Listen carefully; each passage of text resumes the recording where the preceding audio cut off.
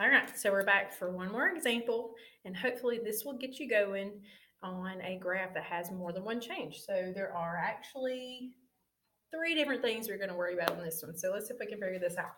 Here's your equation now. How about we change this to a cosine? We did a sine a minute ago. We'll do a cosine this time.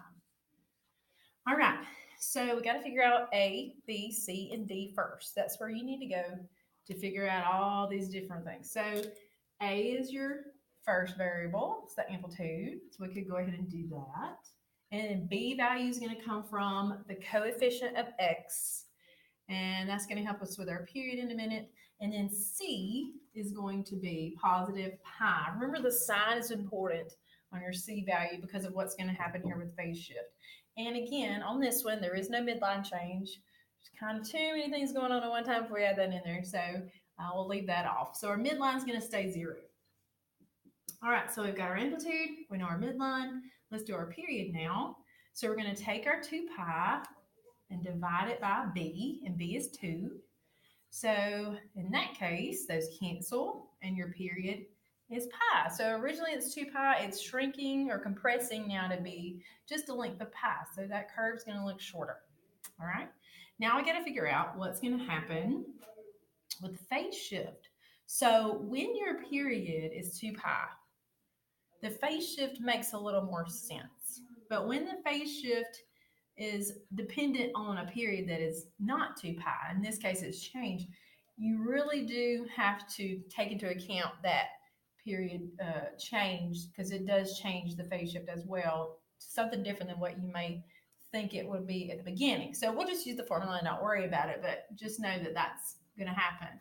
So your negative C, or your opposite C, is going to be the opposite of positive pi, which is negative pi, and then you're going to divide that by 2, which is your B value. So this is a phase shift of negative pi over 2. So remember, your phase shift tells you directionally where it's going on the x-axis. So this time it's going to go left because it's a negative value.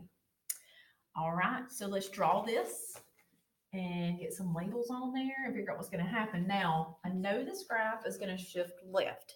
So that's why I'm leaving a little bit more space over here than we normally do.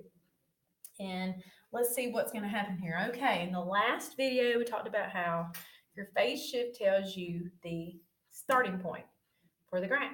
So you're going to start this time at negative pi over 2. All right, so that's where I'm starting, negative pi over 2.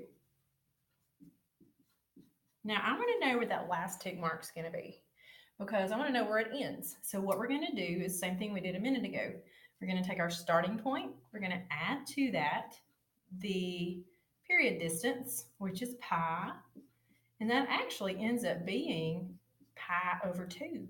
So our last tick mark, or where the period of that graph ends, that cycle is going to end at a positive pi over 2. That's right here. So far, I've got my starting point and where my cosine curve is going to end. And I got to figure out all the stuff in between. All right, so halfway in between these 2 points is the y-axis. So that counts as a tick mark, so to speak. That will be where I put my third point because it's in the middle. So I also need a place for my second point and my fourth point. So that's why I divide those sections in half, because I do need points there as well. All right, so what's going to be the label on those? Well, halfway between 0 and a half is a quarter, so that's pi over 4. And then on the negative side, it's just going to be the same thing, just got to do a negative pi over 4. Okay, so what I want to do now is take my amplitude into account, and it's a 3. So on my y-axis, we're going to scale this and go up to 3 and down to negative 3. And I'm not worried about going any further than that because the midline's not changing. So let's go ahead and graph that. It's right here. And then remember, we're doing a cosine curve, and cosine does not start on the midline. So my first point right here needs to be up high. So my first point is going to be at negative pi over 2 at 3.